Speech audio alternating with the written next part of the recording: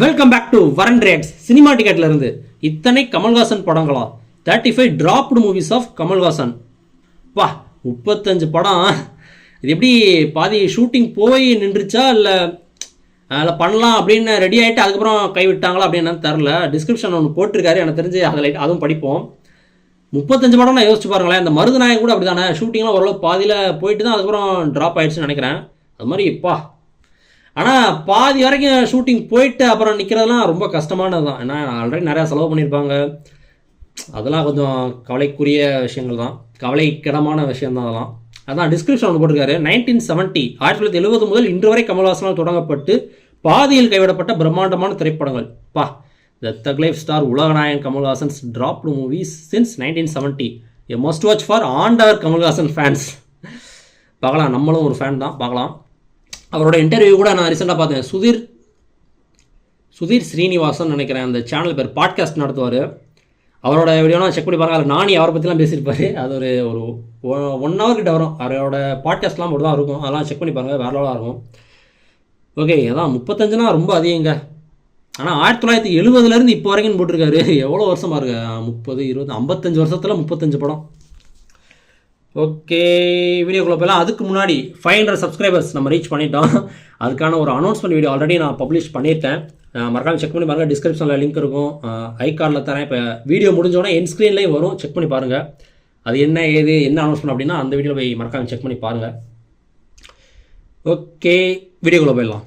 சினிமால எத்தனையோ மாற்றங்கள் வந்தப்புறமும் நம்ம இன்னைக்கும் வியந்து பார்க்கக்கூடிய ஒரு மனிதர்னா அது உலகநாயகன் கமல்ஹாசன் தான். அதுக்கு காரணம் பல வருஷங்களுக்கு முன்னாடி அவர் பண்ணின படைப்பா இருந்தாலும் சரி, இப்போ அவர் பண்ணிட்டு இருக்கிற படங்கள்னாலும் சரி, ஒவ்வொரு வாட்டியும் இதை எப்படி பண்ணாருன்னு மலைக்க வச்சுட்டே தான் இருக்காரு. அவர் கண்ட கனவுகள்ல வெறும் 20% தான் நமக்கு சினிமால காட்டியிருக்காரு. மீதம் 80% பல காரணங்களால பண்ண முடியாமையே போயிருக்கு. அப்படி அவர் கையில் எடுத்து பாதி பண்ணி தொடர முடியாமையும் முழுசா பண்ணி திரைக்கு வராமலும் போன 2 இல்ல 35 படங்கள் இருக்கு. அதை பத்தின நிறைய சுவாரஸ்யமான தகவல்களை தான் இன்னைக்கு பார்க்க போறோம். ஃபுல்லா கம்ப்ளீட் பண்ணியும் தியேட்டருக்கு வரலையா? அதெல்லாம் ரொம்ப கொடுமையாச்சு. ஷெல்வ்ட் ப்ராஜெக்ட்ஸ். மங்கள மங்கை. ஓகே, 1960 கமல்ஹாசன் களத்தூர் கண்ணமால குழந்தை நட்சத்திரமா அறிமுகமானதுக்கு அப்புறம் அந்த படம் ரிலீஸ் ஆனதும் அவரோட அந்த அழகான நடிப்பை பார்த்து அதே வருஷம் வந்த வாய்ப்பு தான் மங்கள மங்கைங்கிற படம். கிட்டத்தட்ட முதல் படம் மாதிரியே இதுலயும் இவரோட கேரக்டர் இருந்துச்சு. இதுல இன்னும் எக்ஸ்ட்ராவா ஒரு பாட்டே பாடி இருந்தாரு. ஃபுல் படம் ஷூட், போஸ்ட் ப்ரொடக்ஷன் எல்லாமே முடிஞ்சும் கடைசி வரைக்கும் ரிலீஸ் ஆகாமையே போயிடுச்சு. அபிஷியலா கமல் குழந்தை நட்சத்திரமா இருக்கும் போதே பாடிட்டாரு. இந்த சாங் நமக்கு எக்ஸ்க்ளூசிவா கிடைச்சிருக்கு. ஒரு கிளிம்ஸ் மட்டும் இங்க காட்டுறோம் பாருங்க. எக்ஸ்க்ளூசிவாவா?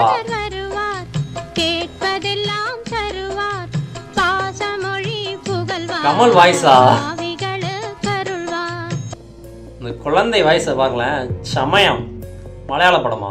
கமல் நடிக்க ஆரம்பிச்ச ஆரம்ப காலத்திலேயே மலையாள படங்கள்ல நடிக்க நிறைய வாய்ப்புகள் வந்துச்சு. அப்படி 1981 கமல் தேவர் மகன் டைரக்டர் பரதனோட மோஸ்ட் ஆஃப் த மலையாள படங்களுக்கு ஸ்கிரீன் ரைட்டரா இருந்த ஜான் பால் புதுசேரி தான் இந்த படத்துக்கும் ஸ்கிரீன் ரைட்டர். மலையாளத்துல தொடர்ந்து தரமான படங்களா பண்ணி இப்போ மோகன்லாலோட ஹிருதயபூர்வம் படம் பண்ணிட்டு இருக்கிற நேஷனல் அவார்டு வின்னிங் டைரக்டரான சத்யன் அந்திக்காட் இந்த படத்தை டைரக்ட் பண்றதா இருந்துச்சு. கமலோட அம்பிகா ஹீரோயினா நடிக்கிறதா இருந்துச்சு. படம் ஆரம்பிக்கிற டைம்ல இதோட ப்ரொடியூசர் இறந்து போனதால படம் நின்னு போச்சு. ராஜா என்னை மன்னித்து விடு.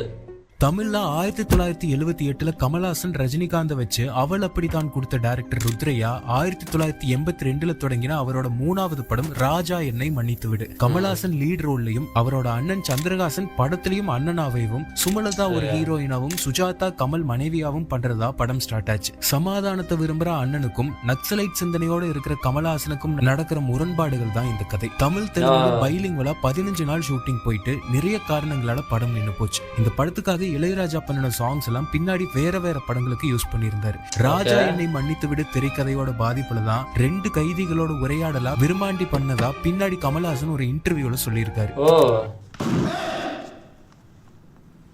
இதெல்லாம் லைவ் ரெக்கார்டிங்கா இருக்குதானே? இந்த சீன் என்னன்னு உங்க எல்லாருக்கும் தெரியும்னு தெரியுது.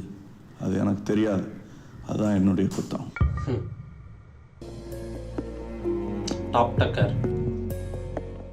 1981 கமல் பாரதிராஜா காம்போல மிகப்பெரிய ஹிட்டான டிக் டிக் டிக் படத்துக்கு அப்புறம் அதே பாரதிராஜா கமல்ஹாசன் ராதா காம்பினேஷன்ல டாப் டக்கர்ங்கிற படம் தொடங்கினாங்க. இதே படத்துக்கு சிவப்பு சட்டைன்னு இன்னொரு டைட்டிலும் வச்சிருந்தாங்க. பாதி ஷூட்டிங்லயே பாரதிராஜாக்கும் கமல்ஹாசனுக்கும் அவங்க கூட்டணியில ஏற்கனவே பண்ணின சிகப்பு ரோஜாக்கள் ஃபீல இந்த படம் கொடுக்க படம் ஆல்ரெடி 5000 அடி ஃபுட்டேஜ் ஷூட் பண்ண அப்புறம் படத்தை டிராப் பண்ணிட்டாங்க. அதுக்கப்புறம் கம்ப்ளீட்டா வேற ஒரு ஜான்ரால இதே காம்பினேஷன்ல பண்ணின படம் தான் ஒரு கைதியின் டைரி.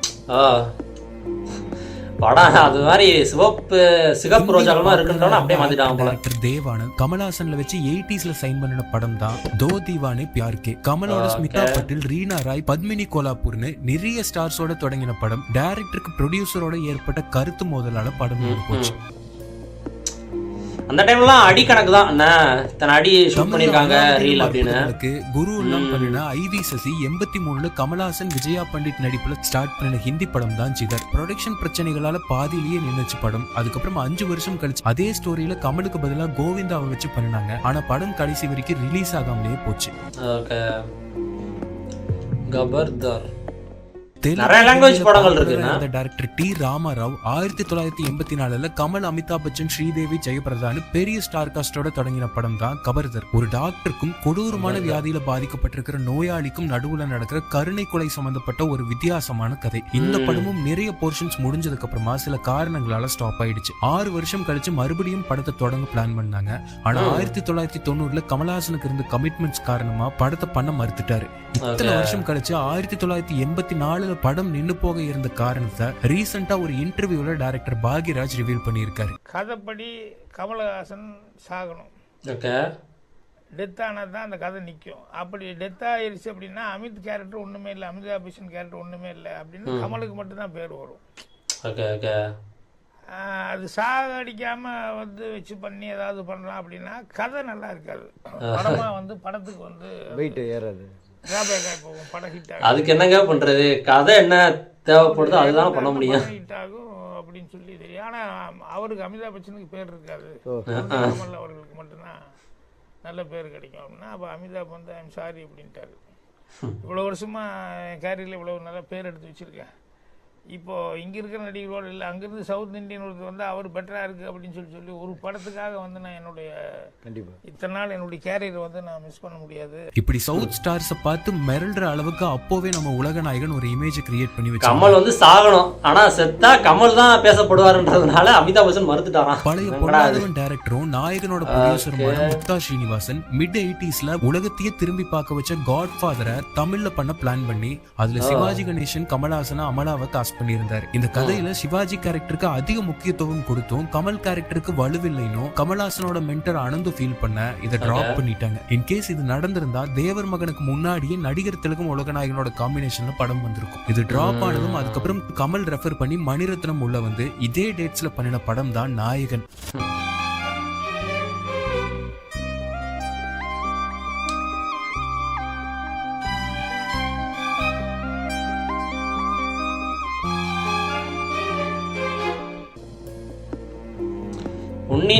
அந்த டைம்ல நிறைய பேர் எடுக்க முயற்சி பண்ணிருக்காங்க.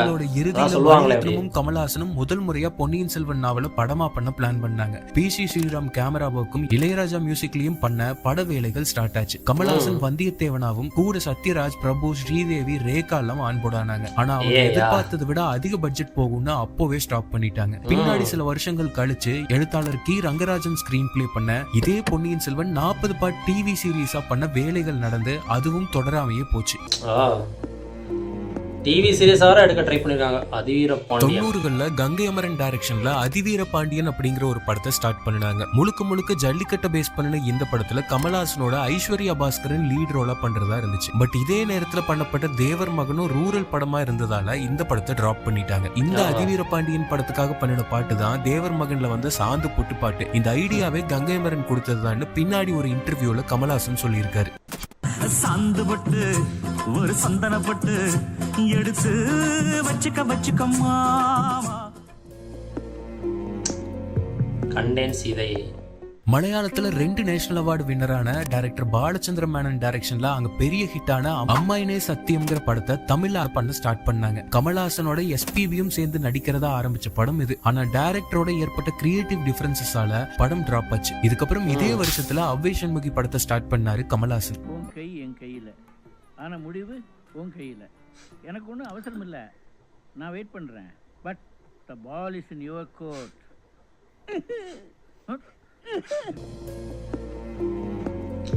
லேடிஸ் ஒன்லியாக தமிழ்ல மிகப்பெரிய ஹிட்டான ராஜ்கமல் பிலிம்ஸோட மகளிர் மட்டுமே ஹிந்தியில லேடிஸ் ஒன்லிங்கிற டைட்டில் வச்சு ஸ்டார்ட் பண்ணாரு கமல். சீமா விஸ்வாஸ், ஷில்பா ஷெரோட், ஹீரா ராஜ்கோபால் நடிக்க தமிழ்ல நாகேஷ் பண்ண டெட் பாடி ரோல ஹிந்தியில கமலே நடிச்சாரு. முழு படமும் எடுத்து முடிஞ்சு இன்னைக்கு வரைக்கும் ரிலீஸ் ஆகாமலேயே போயிடுச்சு.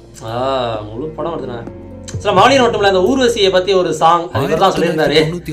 இன்ட்ரெஸ்டிங்கான ஃபேக்ட் அது நடந்துட்டு இருக்கும் போது hidden details in Tamil songs part 2ல செக் பண்ணி பாருங்க. நம்ம அதுக்கு ரியாக்ட் பண்ணிருப்போம். மைக்கால தான் இன்ஸ்டால தான் செக் பண்ணி பாருங்க. சரிகா இந்த படத்தை டைரக்ட் பண்றதா இருந்துச்சு. நக்மாவும் ஷில்பா ஷெட்டியும் நடிக்கிறதா இருந்துச்சு. இந்த படத்தோட ப்ரீ ப்ரொடக்ஷனுக்காக கமல் யூஎஸ்ல போய் சில ஃபிலிம் டெக்னாலஜி எல்லாம் லேர்ன் பண்ணிட்டு வந்தாரு. ஆனா படம் ஸ்டார்ட் ஆகாமயே போச்சு.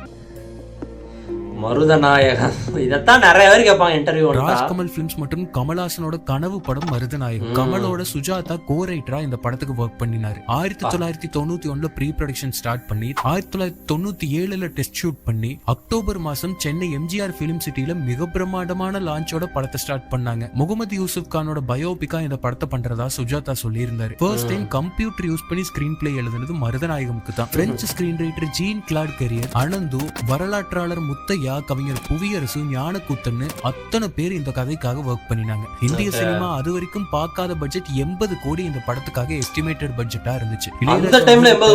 ரவி கே சந்திரன் சினிமாட்டோகிராஃபரும் ஆன்போர்ட் ஆனாங்க. கமலோட விஷ்ணுவர்தன், அம்ரீஷ் பூரி, சத்யராஜ், நாசர், நசாருதீன் ஷா, பசுபதினு ஒரு பலமான நடிப்பு அரக்கர்கள் இந்த படத்துக்காக ஆன்போர்ட் ஆனாங்க. படத்துக்கான காஸ்டியூம்ஸ் சரிகா பண்ண, அவ்வை சண்முகிக்கு மேக்கப் பண்ண மைக்கேல் வெஸ்ட்மோர் மேக்கப்க்கு ஆன்போர்ட் ஆனாரு. ஜீன்ஸ்க்கு ஒர்க் பண்ணின Hollywood company Pentafour software team CG works எல்லாம் பண்ணாங்க. இதோட டெஸ்ட் ஷூட்டுக்காக மட்டும் சரிகா 7400 காஸ்டியூம்ஸ் ரெடி பண்ணியிருந்தாங்க. ஆர்ட் டைரக்டர் சாபு சிறில் பழைய பீரங்கி, துப்பாக்கின்னு பீரியாடிக்கா காட்ட எக்கச்சக்கமான விஷயங்களை சேகரிச்சாரு. படத்தோட லான்ச்ல போட்டு காட்ட ரெடி பண்ணின டீசருக்கும் ஒரு ஃபைட் சீக்வன்சஸ்க்கு மட்டுமே அப்போவே 1.5 கோடி ரூபாய் செலவு பண்ணினாரு கமல்ஹாசன். மருதநாயகமோட லான்ச்சுக்கு குயின் எலிசபெத் 2 சீஃப் கெஸ்டா வந்து 20 நிமிஷம் கமல்ஹாசனோட இருந்தது இந்தியாவையே திரும்பி பார்க்க வச்ச ஒரு எபிக் மொமெண்ட். இவங்க மட்டும் இல்லாம அப்போதைய கருணாநிதி, ஜெய்பால் ரெட்டி, ஜி.கே. மூப்பனார், சிவாஜின்னு மிகப்பெரிய லெஜெண்ட்ஸ் எல்லாம் இந்த ஃபங்க்ஷனுக்கு வந்தாங்க. இத்தனை கனவோட ஆரம்பிச்ச மருதநாயகம் படத்தோட கோ ப்ரொடியூசர்ஸா வந்த ஒரு அமெரிக்கன் கம்பெனி பாதியில வெளியில போக இவ்வளவு பெரிய பட்ஜெட்ல சொந்தமாவும் பண்ண முடியாம கமல்ஹாசனால் கைவிடப்பட்டது.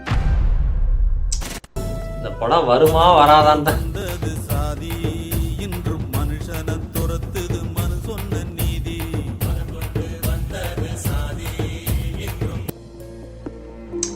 மார்க்கண்டேயன். ஜென்டில்மேன், காதலன் படங்களோட பெரிய வெற்றிக்கு அப்புறமா கேடி குஞ்சுமோன் பேன் இந்தியா படம் ஒண்ணு பண்ண பிளான் பண்ணி கமலோட கை கோர்த்தாரு. மார்க்கண்டேயன் பேரிடப்பட்ட அந்த படத்துக்கு நிறைய டைரக்டர்ஸ் வந்து போனாங்க. ஆனா அதே டைம்ல கேடி குஞ்சுமோன் அவரோட பையனை வச்சு பெரிய பட்ஜெட்ல பண்ணின கோடீஸ்வரன் படம் வியாபாரமாகாம போக பெரிய நஷ்டமாக இதையும் ஸ்டாப் பண்ணிட்டாரு. லண்டனில் Kameswaran Kamal Haasan green blockbuster Michael Madana Kamarajan படத்துல இருந்து காமேஸ்வரங்கிற கேரக்டர் ஸ்பின் ஆஃபா வச்சு அந்த கேரக்டர் லண்டனை விசிட் பண்ணும்போது நடக்கிற ஈவென்ட்ஸை வச்சு ஸ்டார்ட் பண்ண படம் தான் லண்டனில் காமேஸ்வரன். மருதநாயகம் டிராப் ஆனப்புறம் பண்றதா ஆரம்பிச்ச படம் இது. ஆனா அதுக்கப்புறம் கமல் ஹேராம் ஸ்டார்ட் பண்ணிட்டு இதை பண்ணாம இந்த ஸ்கிரிப்ட டைரக்டர் மௌலி கிட்ட கொடுத்து மாதவனை அந்த கேரக்டரா வச்சு நலதமயந்தி நீங்க ரீவிசிட் பண்ணீங்கன்னா தெரியும். மாதவன் கேரக்டர் அப்படியே மைக்கேல் மதன காமராஜனோட சம படங்க அது. சில கமல் கூட ஒரு பாட்டு பாடியிருப்பாரு இந்த படத்துல பாருங்களேன். அந்த டைம்லயே அந்த ஸ்பின் ஆஃப் அந்த மேட்டர்லாம் கொண்டு வந்திருக்காங்க. பல்ராம் நாயுடு அந்த கேரக்டர் கூட வச்சு கூட படம் வரதா இருந்துச்சுல. அதுமே இந்த லிஸ்ட்ல வரும்னு நினைக்கிறேன். பார்க்கலாம். ரோபோட்.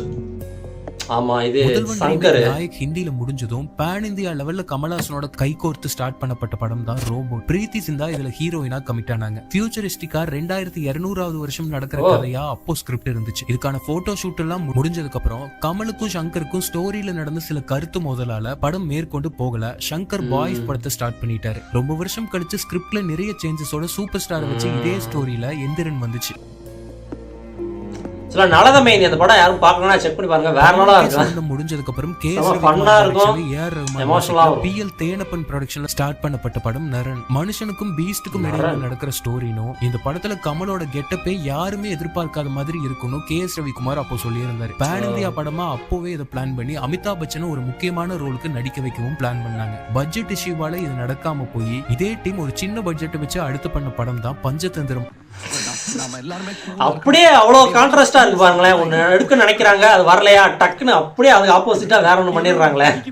அதே மாதிரி கூட இல்ல, டக்குன்னு வேற ஒண்ணு செம்ம ஃபன்னா பண்ணிட்டாங்க. இந்த மாதிரி தான் நிறைய சொல்றாரு. பஞ்சதந்திரம் 2வா?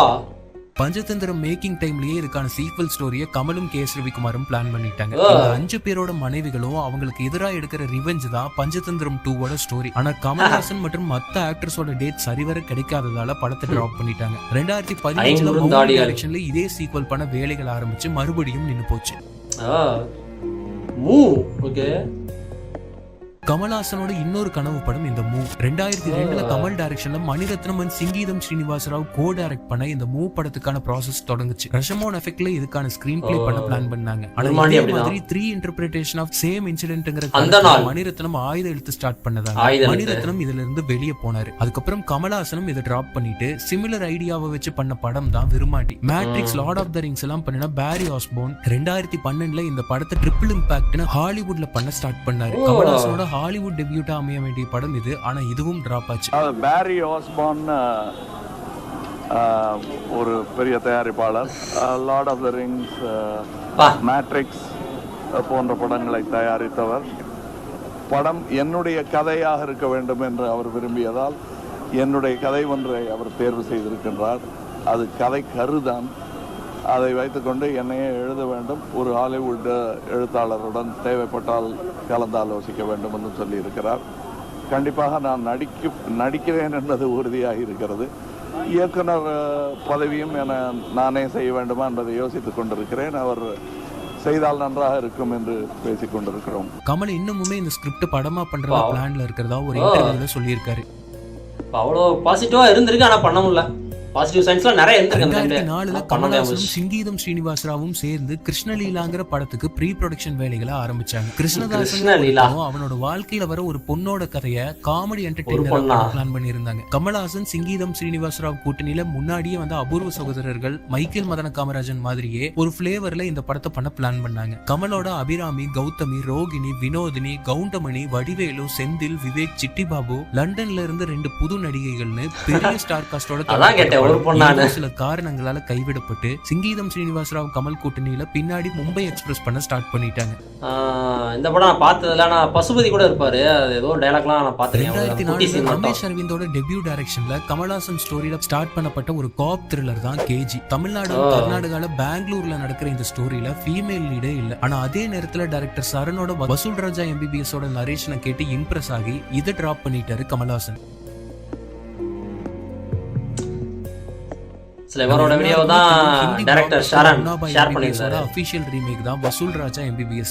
லகே ரகோ முன்னா பாய் ஹிந்தில வந்து மிகப்பெரிய ஹிட் ஆச்சு. இதையும் தமிழ்ல பண்ண தமிழுக்கு சில சேஞ்சஸ் பண்ணி டைரக்டர் சரண் கமல் கிட்ட அப்ரோச் பண்ணினாரு. ஆனா ஸ்கிரிப்ட் தமிழுக்கு ஒர்க் ஆகாதுன்னு கமல் ஃபீல் பண்ண இதை டிராப் பண்ணிட்டாங்க. பின்னாடி இதே ஸ்கிரிப்ட ஜெமினி பிலிம் சர்க்கியூட்ஸ் ஜெயம் ராஜா கிட்ட கொடுத்து ரவி மோகனை வச்சு ஸ்டார்ட் பண்ண பிளான் பண்ணாங்க. ஆனா பினான்சியல் இஷ்யூஸால அதுவும் ஸ்டாப் ஆயிடுச்சு. அது பண்ணிட்டாங்களான்னு நினைச்சேன். அது என்ன படம் அப்படின்னு நிறைய யோசிச்சுட்டு இருந்தேன். மர்மயோகி முடிஞ்சதுக்கு அப்புறம் கமல் தன்னோட இன்னொரு ட்ரீம் ப்ராஜெக்ட் மர்மயோகி பண்றதா பிளான் பண்ணாரு. ஹிந்தி தமிழ்ல பைலிங்குவலா 7ஆம் நூற்றாண்டுல நடக்கிற கதைக்களத்துல ஒரு பீரியட் பிலிமா ஆரம்பிக்கப்பட்டது இந்த மர்மயோகி. ரமித் சாய்மிரா, ராஜ்கமல் பிலிம் சேர்ந்து இந்த படம் ப்ரொடியூஸ் பண்றதா இருந்துச்சு. 2007 இதுக்கான வேலைகளை ஆரம்பிச்சாங்க. எந்திரன் வெர்சஸ் மர்மயோகி கிளாஷ் வரும்னு எதிர்பார்க்கப்பட்டுச்சு. இந்த படத்துக்காக கமல்ஹாசன் திக்கா நீளமான ஒரு தாடி எல்லாம் வளர்த்து பார்க்கவே செம்ம மிரட்டலா இருந்தாரு. கமலோட த்ரிஷா, மோகன்லால், வெங்கடேஷ், ஹேமமாலினி, ஸ்ரேயா, சுஷ்மிதா சின்னு அது வரைக்கும் இந்திய சினிமாவே பார்க்காத அளவுக்கு ஒரு ஸ்டார் காஸ்டை இந்த படத்துக்காக ஆன்போர்ட் பண்ணாங்க. பல மில்லியன் டாலர்கள் செலவில் தயாராகும் பன்மொழி படமான மர்மயோகி உலகத்தர படமாகவும் உங்களுக்கு பரிமாறப்பட வேண்டும் என்பதில் ராஜ்கமல் நிறுவனமும் பிரமிட் சாய்மீரா குரூப்பும் பேரார்வத்துடன் இயங்கி வருகின்றன. ஆனா இதே டைம்ல இந்த ப்ரொடக்ஷன் கம்பெனில ரிலீஸ் ஆன குசேலன் மிகப்பெரிய நஷ்டத்தை ஏற்படுத்த மர்மயோகியில இருந்து வெளியே போயிட்டாங்க. 19 ஸ்டெப்ஸ் 2008 மரியாதை இயக்குனர் பரத் பாலா டைரக்ஷன்ல 19 ஸ்டெப்ஸ்ங்கிற படத்தை கமல்ஹாசன் கண்டிப்பா தமிழ் மூவியா இருக்காது. மலையாளம் லெஜெண்டரி ரைட்டர் வாசுதேவன் நாயர் இதுக்கான கதையை எழுதியிருந்தார். இந்தியாவோட பழம்பெரும் கலையான களரி பயட்ட ஒரு சாமுராய் வாரியர் கைப்பற்ற இந்தியாவுக்கு வந்த கதையை ஒரு வித்தியாசமான களத்துல இந்த கதை இருந்துச்சு. கமல்ஹாசனோட அசின், தார்ல நடிச்ச டடானோபோ அசனோவோட ஸ்டார்ட் ஆச்சு இந்த படம். இந்தியன் மார்ஷியல் ஆர்ட்ஸ் குருவா கமல் நடிச்சாரு. இந்த படத்தை வால்ட் டிஸ்னி ப்ரொடியூஸ் பண்ணாங்க. முழுக்க கேரளால படமாக்க பிளான் பண்ணி ஷூட் ஸ்டார்ட் ஆக வெறும் 20 நாள் இருக்கும்போது இந்த படம் ஸ்டாப் ஆயிடுச்சு. புத்தம் சரணம். சொல்ல இவ்வளவு நியூஸ் எப்படி ஒரு கிடைச்சிச்சு? கமல் கிட்ட மிஷ்கின் 2009 ஃபர்ஸ்ட் ஒரு கமலுக்கு ரொம்பவே பிடிச்சு சாங் வந்ததே எக்ஸ்க்ளூசிவா கிடைச்சிச்சுன்னு சொன்னாரு. கதை இது. இந்த கதை கமலுக்கு ரொம்பவே பிடிச்சு போக இதுக்கு ப்ரொடியூசர்ஸ் பிடிக்கிறதுக்காக யூஎஸ்ல நிறைய கம்பெனிஸ் கிட்ட பிட்ச் பண்ணாரு. ஆனா யாருமே இது ப்ரொடியூஸ் பண்ண முன் வரல. படமும் டிராப் ஆச்சு. இது பண்ண முடியாததால ரொம்ப டிப்ரெஷன்ல போய் அதுல இருந்து வெளியே வரவே மிஷ்கினுக்கு 6 மாசம் ஆயிருக்கு. மிஷ்கின் பாருங்களேன், மிஷ்கின் கமல் காம்போ. உன்னை போல் ஒருவனுக்கு அப்புறமா 2009 ரெட் ஜெயின் மூவிஸ் ப்ரொடக்ஷன்ல KS ரவிக்குமார் டைரக்ஷன்ல த்ரிஷா ஹீரோயினாவும் ஸ்ருதிஹாசன் மியூசிக் டைரக்டராவும் தொடங்கின படம் யாவரும் கேளீர். இதுக்கான நிறைய வேலைகள் நடந்துட்டு இருக்கிறப்பவே இதை டிராப் பண்ணிட்டு இதே கூட்டணியில ஸ்டார்ட் பண்ணப்பட்ட படம் தான் மன்மத நம்பு. நாம் வாழ்ந்த வாழ்வுக்கு சான்றாவது இன்னொரு உயிர்தான. ஸ்ருதிஹாசனா மியூசிக் டைரக்டர் DSP தானே. 2011 வயலார் மாதவன் குட்டி டைரக்ஷன்ல மலையாளம்ல தொடங்கின படம் தான் திப்புவும் உன்னையார்ச்சியும். பேரரசன் திப்பு சுல்தானும் உன்னையார்ச்சியாங்கிற நார்த் மலபார் குயினோட கதை இது. ஸ்ரீதேவி குயினா நடிக்கிறதா இருந்துச்சு. பல வருஷத்துக்கு அப்புறம் கமல் ஸ்ரீதேவி ஒன்னா நடிக்க வேண்டிய படம். ஃபைனல் ஸ்கிரிப்ட் கமலுக்கு சாட்டிஸ்ஃபை ஆகாததால படம் டிராப் ஆச்சு. கமல் இமீடியட்டா தூங்காவனம் ஸ்டார்ட் பண்ணாரு.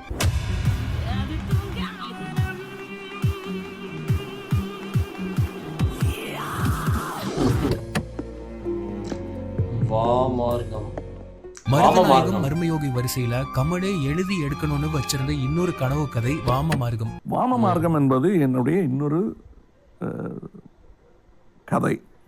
எனக்கு ரொம்ப பிடித்த கதை. ரொம்ப இன்டர்நேஷ்னல் ஸ்டாண்டர்டில் இருக்கும் அப்படின்னாங்க. வாம மார்க்கம்னா இடது பக்க வழின்னு அர்த்தம். வாம மார்க்கம்ங்கிறது ஆன்மீகத்துல புழங்கப்படுற ஒரு வார்த்தை. கடவுள் வழிபாடு 2 வகையில இருக்கும். ஒன்னு சாதாரண நடைமுறைகளை பயன்படுத்தி, இன்னொன்னு அசாதாரணமான வழிமுறைகளை பின்பற்றி. இதுல 2வது வகை தான் வாம மார்க்கம்னு சொல்லுவாங்க. இது கேட்கவே புல்லரிக்குதுல்ல.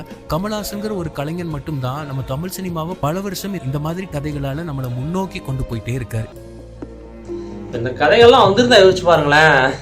2015 மௌலி டைரக்ஷன்ல பேங்க் கொள்ளைங்கிற கமல் இதுவரைக்கும் பண்ணாத ஒரு கடத்துல தொடங்கப்பட்ட காமெடி படம் தான் பரமபதம். ராஜ்கமல் ப்ரொடக்ஷன்ல கிரேசி மௌலி வந்துட்டாலே காமெடியா தான் இருக்கும். ஒர்க் பண்ணாரு. இதுவும் டிராப் ஆயிடுச்சு. அப்பா அம்மா விளையாட்டு. இதே 2015 நவம்பர்ல மைடியர் குட்டி சாத்தான்லாம் டைரக்ஷன் பண்ணின மலையாளத்துல பாப்புலரான டைரக்டர் ராஜீவ் குமார் கமல்ஹாசனை வச்சு ஒரு ஃபேமிலி டிராமா ஸ்டோரியை நரேட் பண்ணி அது கமலுக்கு ரொம்ப பிடிச்சும் போய் படமா பண்ண ப்ரீ ப்ரொடக்ஷன் வேலைகள்ல இறங்கினாங்க. படத்துக்கு அப்பா அம்மா விளையாட்டுன்னு பேர் வச்சிருந்தாங்க. சத்யா படத்தோட எவர்கிரீன் பேர் கமல்ஹாசனும் அமலாவும் பல வருஷத்துக்கு அப்புறமா மறுபடியும் இதுல ஒன்னு சேர்ந்தாங்க. அமலாவோட பழைய நடிகை ஜரீனா வகாவும் நடிக்கிறதா இருந்துச்சு. இவங்களை நீங்க விஸ்வரூபம் படத்துல பாத்திருப்பீங்க. இந்த படம் முழுக்க அமெரிக்கால நிறைய பகுதிகளில் ஷூட் பண்றதா இருந்துச்சு. கடைசி நேரத்துல ஏதோ சில காரணங்களால நிறுத்தப்பட்டுச்சு. சபாஷ் நாயுடு தான் அந்த பல்ராம் கேரக்டர் வச்சு அப்பா விளையாட்டு நின்னு போனதுக்கு அப்புறம் டைரக்டர் வச்சு கமல்ஹாசன் எழுதின இன்னொரு ஸ்டோரியை படம் ஸ்டார்ட் பண்ணாங்க. கமல்ஹாசனோட எபிக் பிளாக்பஸ்டர் தசாவதாரமோட எவர்கிரீன் கேரக்டர் பல்ராம் நாயுடு கேரக்டரோட அட்லீஸ்ட் இந்த படமாச்சும் வந்துச்சே. கமல் ராஜ்கமலும் லைக்காவும் கமல்ஹாசனோட படம் ப்ரொடியூஸ் பண்ண இந்த படத்துக்கு சபாஷ் நாயுடுன்னு பேர் வச்சாங்க. ஆமா ஆர்கே தசாவதாரமும் டிராப் ஆனதை யோசிச்சு பாருங்களேன் எப்படி இருந்திருக்கும். ட்ரைலிங்குவலா ஸ்டார்ட் பண்ணப்பட்ட இந்த படத்துல கமலோட பேரா ரம்யா கிருஷ்ணனும் அவங்களோட மகளா ஸ்ருதிஹாசனும் நடிச்சாங்க. இவங்களோட ஒரு முக்கியமான ரோல்ல தெலுங்கு காமெடி சூப்பர் ஸ்டார் பிரம்மானந்தம், சௌரவ் சுக்லாவும் நடிச்சாங்க. லாஸ் ஏஞ்சல்ஸ்ல படம் ஷூட்டிங் போச்சு. இவர் சொல்றாரு சபாஷ் வந்து நீங்க தானே சொல்லணும் சபாஷ். இவர் நான் என்ன சொன்னாலும் சபாஷ் சபாஷ் பண்ணுவாரு. இவர் என்ன செஞ்சாலும் நான் சபாஷ் சபாஷ் பண்ணுவாரு. படம் ஸ்டார்ட் பண்ண சில மாசங்கள்லயே படத்தோட டைரக்டர் ராஜீவ்க்கு லைவ்ங்கிற ஒரு வியாதியால நோய்வாய்ப்பட படம் ஸ்டாப் ஆச்சு. பாதி படம் கிட்டத்தட்ட முடிஞ்சு போனதால இது நிறுத்த வேணான்னு கமல்ஹாசனே கையில எடுத்து படத்தை டைரக்ட் பண்ண ஆரம்பிச்சாரு. மறுபடியும் கொஞ்ச நாள்லயே படத்தோட எடிட்டர் ஜேம்ஸ் ஜோசப்போட வைஃப் ஆக்சிடென்ட்ல மாட்ட எடிட்டரும் வெளியில போனாரு.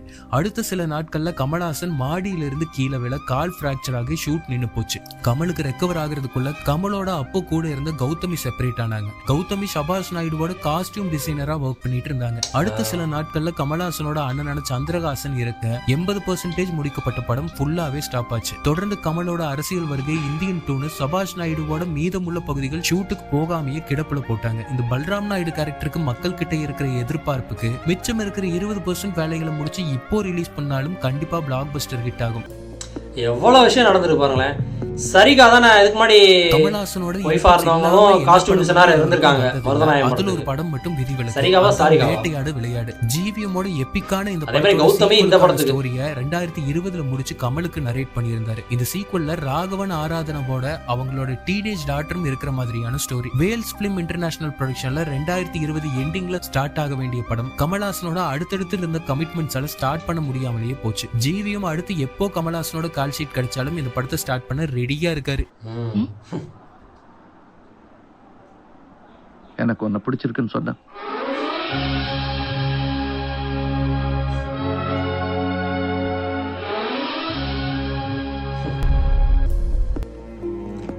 KS233 கமல்ஹாசனுக்கு ஒரு பொலிட்டிக்கல் ஸ்கிரிப்ட் சொல்ல அது கமலுக்கு ரொம்பவே பிடிச்சு போச்சு. இனிஷியலா இந்த ஸ்கிரிப்ட் மெர்சல் பட ஷூட்டிங் டைம்ல விஜய்க்கு சொல்லப்பட்ட ஸ்கிரிப்ட். ஆனா அதுக்கப்புறம் பிகில் ஸ்டார்ட் பண்ணதால விஜயால பண்ண முடியாம போக இந்த ஸ்கிரிப்ட் கமல் கிட்ட வந்துச்சு. ஜூலை 2023 கமல்ஹாசனோட ராஜ்கமல் பிலிம்ஸே இந்த படத்தை ப்ரொடியூஸ் பண்றதா அபிஷியலா KH233 ஆரம்பிச்சாங்க.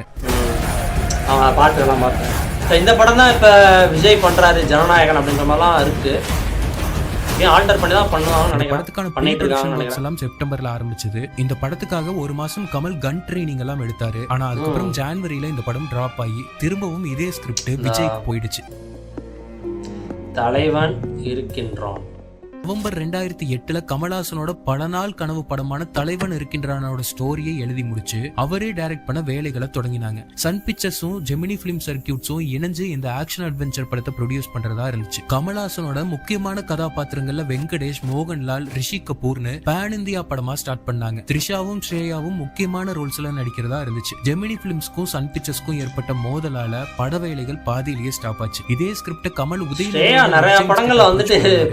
பொலிட்டிக்கல் ஸ்கிரிப்டா இருந்ததால அவங்களும் பண்ணல. 2010 ஒரு அமெரிக்கன் கம்பெனில பிட்ச் பண்ணி மறுபடியும் வேலைகளை ஆரம்பிக்க அவங்களும் வெளியில போனாங்க. 2012 படத்தோட டைட் அமர்ஹைன்னு வச்சு ஆஸ்கர் ரவிச்சந்திரன் ப்ரொடக்ஷன்ல வேலைகள் ஆரம்பிச்சாரு கமல். இந்த வாட்டி மோகன்லால், அஜித், ரவிதேஜா, கத்ரினா கைஃப்னு வேற ஒரு ஸ்டார் காஸ்ட வச்சு பண்றதா இருந்துச்சு. அதுவும் சங்கர் ஆன்போர்ட் ஆனாரு. அந்த டைம் படத்துல சல்மான் கான் எல்லாம் நடிக்கிறதா இருந்துச்சு. சங்கர் வெளியில போய் உன்னை போல் ஒருவன் டைரக்டர் சக்ரி டோலட் உள்ள வந்தாரு. மும்பை, டெல்லியில படத்தோட மேஜர் போர்ஷன்ஸ் படமாக்க பிளான் பண்ணாங்க. அப்போ ஏஆர் ரகுமான் ஆன்போர்ட் ஆனாரு. ஒரு சாங்கும் கம்போஸ் பண்ணாங்க. ஏஆர் ரகுமானோட கெரியர் பெஸ்ட் சாங்கா அது இருக்கும்னா அப்போ கமல்ஹாசன் ஒரு இன்டர்வியூல சொல்லியிருந்தாரு. கிட்டத்தட்ட 2 பாட்டு உலையில் கொதித்து கொண்டிருக்கிறது. அதுல கண்டிப்பா ஒரு பாட்டு ரஹ்மானோட கேரியர்ல நினைவு வைத்துக் கொள்ளக்கூடிய ஒரு பாட்டுன்னு சுயநலத்தில் நான் சொல்கிறேன். அமர்ஹைன் தான் தக்லைஃப், அமர்ஹைன் தான் நினைக்கிறேன் படம் பேரு அமைந்தது. அதுல இருந்து கொஞ்சம் எடுத்து தான் தக்லைஃப் பண்ணிருக்காங்க அப்படின்ற மாதிரி இன்டர்வியூல சொல்லிருக்காங்க. படம் கைவிடப்பட்டுச்சு. ஆனா கமல்ஹாசன் இந்த ஸ்டோரிய படமா பண்ணியே ஆகணும்ங்கிற முடிவை மட்டும் விடவே இல்ல. 2024 இதே ஸ்கிரிப்ட மணிரத்னம் கிட்ட கொடுத்து இந்த வாட்டி மிஸ்ஸே ஆகாம தக்லைஃபா முழு படமும் முடிஞ்சு ஸ்கிரீனுக்கு வர போகுது. கமல்ஹாசன், ரிஷி கபூர், மோகன்லால், வெங்கடேஷ், த்ரிஷா, ஸ்ரேயான்னு 2008 ஆரம்பிக்கப்பட்ட படம் பல மாறுதலுக்கும் இடையூறுகளுக்கும் அப்புறமா இப்போ கமல்ஹாசன், STR, த்ரிஷா, அபிராமி, அசோக் செல்வன், ஜோஜு ஜார்ஜ், நாசர்னு மிகப்பெரிய ஸ்டார் காஸ்டோட இன்னைக்கு தக் லைஃபா வந்திருக்கு. கமல்ஹாசனோட கரியர்ல டிராப் ஆன 36 படங்கள்ல அவர் விடாம முடிச்ச இந்த தக் லைஃப் கமல்ஹாசனோட கரியர்ல மட்டும் இல்ல, தமிழ் சினிமா, ஏன் இந்தியன் சினிமாக்கே ஒரு திருப்பு முனையா கண்டிப்பா இருக்குங்கிற நம்பிக்கை எனக்கு இருக்கு. 36ல அது ஒண்ணு வந்துருச்சு, 35 வராம போயிடுச்சு. யோசிச்சு பாருங்களேன், 200 சில்லற மூவிஸ் பண்ணியிருக்காரு. அதுவும் அது 35 சேர்த்துனீங்கன்னா யோசிச்சு பாருங்களேன், எவ்வளோ 300 தாண்டி போயிட்டு இருக்கோம். 300 தாண்டி இருக்கும் ஆல்ரெடி, தெரியல 200 தான் நினைக்கிறேன். யோசிச்சு பாருங்களேன், 35 படம். அதுவும் தமிழில் மட்டும் கிடையாது, மலையாளம், தெலுங்கு, ஹிந்தி, ஹாலிவுட் அளவுக்கு போயிட்டு பாதியிலே நின்றுட்டு ஒரு இதெல்லாம் ஒரு சிலது கம்ப்ளீட்டாக முடிஞ்சு அதுக்கப்புறம் இன்னும் ரிலீஸ் ஆகாமல் பா. ஆனால் அந்த ஒவ்வொரு கதையும் இவர் சொல்கிறது பார்க்கும்போது அப்பா அது என்ன அது அந்த அந்த டைமில் இவ்வளோதான் அப்படின்ற மாதிரி தான் இருக்குது. அந்த டைமில் இந்த கதையா அப்படின்ற மாதிரி தான் யோசிக்க தோணுது. இந்த மாதிரிலாம் யோசிச்சிருக்காங்களே, பண்ண முடியல. ஆனால் எவ்வளோ படம் இவர் டைரக்ட் பண்ணுறதா இருந்திருக்காரு. மற்ற டைரக்ஷனில் வராத படங்கள் ஒரு பக்கம் இருந்தாலும் இவர் டைரக்ட் பண்ணால் முடியாமல் போன படங்கள் எவ்வளோ இருந்திருக்கு பாருங்களேன். ஏன்னா இவரோட டைரக்ஷன் அப்படின்றது ஒரு தனி ஸ்பெஷல் தானே பா. இவ்வளோ ஃபேக்ட் எங்கேருந்து எடுக்கிறாரு என்னன்னு தெரில. விக்கிபீடியாவில் இருக்குமா இல்லை எதுவும் ஆன்லைனில் சர்ச் பண்ணி பார்த்தாரா இல்லை மூவி டீம் சினிமா இண்டஸ்ட்ரியில் இருக்கிறவங்ககிட்ட இருந்து கேட்டு தெரிஞ்சு வீடியோவை பண்ணியிருக்காரா என்னன்னு தெரில. அதான் அந்த ஸ்டார்டிங் அந்த ஒரு பாட்டு போட்டு காமிச்சார்ல, எக்ஸ்க்ளூசிவாக கிடச்சது அப்படின்னு வேறு சொன்னார். அந்த மாதிரி எல்லாமே எக்ஸ்க்ளூசிவ் கண்டென்ட்டாக இவருக்கு கொடுக்கப்பட்டிருக்கா அப்படின்னு தெரில. ஆனால் நிறைய ரிசர்ச் பண்ணியிருக்காரு, நல்லா தெரியுது, பயங்கர ரிசர்ச் பண்ணியிருக்காரு. இந்த நலதமே இந்தியா கண்டிப்பாக பாருங்கள். அந்த நாள் எத்தனை பேர் பார்த்துருக்கீங்கன்னு தெரில. அதுவும் அந்த விருமாண்டி அந்த ரஷமான் எஃபெக்ட், அதுக்காக தான் நான் அந்த படமே நானும் பார்த்தோம். வேற லெவலாக இருக்குது. அந்த டைம்லேயே இப்படி ஒரு படம் அப்படின்ற மாதிரி இருக்கும். சிவாஜி கேரக்டர் பார்த்தீங்கன்னா, இப்போ சிவாஜி வந்து அது ஸ்பாய்லராக இருக்காது நினைக்கிறேன். சிவாஜி வந்து செத்துருவார், ஓகேவா? அவர் எப்படி செத்துருப்பார், அவர் எந்த மாதிரியான கேரக்டர் அப்படின்றத ஒரு 4-5 பேர் வந்து வித்தியாசமான ஆங்கிள்லேருந்து அவங்களோட பெர்ஸ்பெக்டிவில் சொல்லுவாங்க. அதான் அந்த படமே. ஒருத்தவங்க நல்லவனாக பார்த்துட்டு இருப்பாங்க.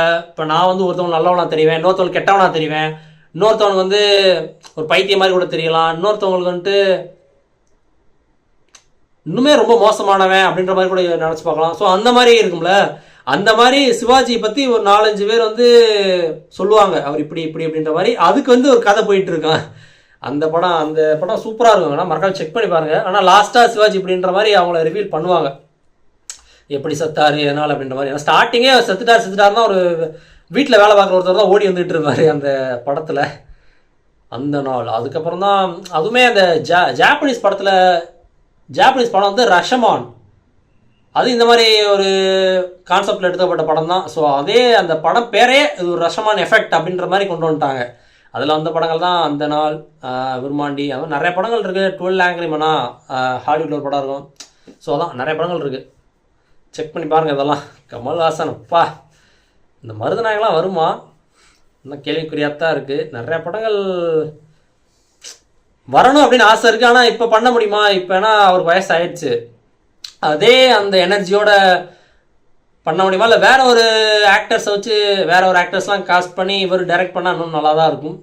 இல்லை வேற உங்களுக்கு கூட டைரக்ட் பண்ணட்டுமே, இவர் பதில் இவர்ன்ற மாதிரி வச்சு பண்ணட்டுமே. அதுவுமே அது என்ன கதை அப்படின்ற மாதிரி தான் யோசிச்சு பார்க்கணும் போல தான் இருக்குது. எந்த மாதிரி கதை தான் யோசிச்சு வச்சுருக்காங்க அப்படின்ற மாதிரி நமக்கு தெரியும்ல படமாக வரும்போது. அது இன்னுமே நல்லா இருக்கும், பார்க்கலாம். தேங்க்ஸ் ஃபார் வாட்சிங். இந்த ஒரு லைக், ஷேர், கமெண்ட், சப்ஸ்கிரைப் ஒரு எக்ஸிட்டிங் ஃப்ரம் வரன். மறக்காமல் அந்த 500 சப்ஸ்கிரைபர்ஸ் அனௌன்ஸ் பண்ண வீடியோ செக் பண்ணி பாருங்கள், டிஸ்கிரிப்ஷனில் இருக்கும். இப்போ வீடியோ முடிஞ்சு ஸ்க்ரீனில் வரும், ஐக்காலோட வந்துருப்பேன், செக் பண்ணி பாருங்கள். போயிட்டு வரேன்.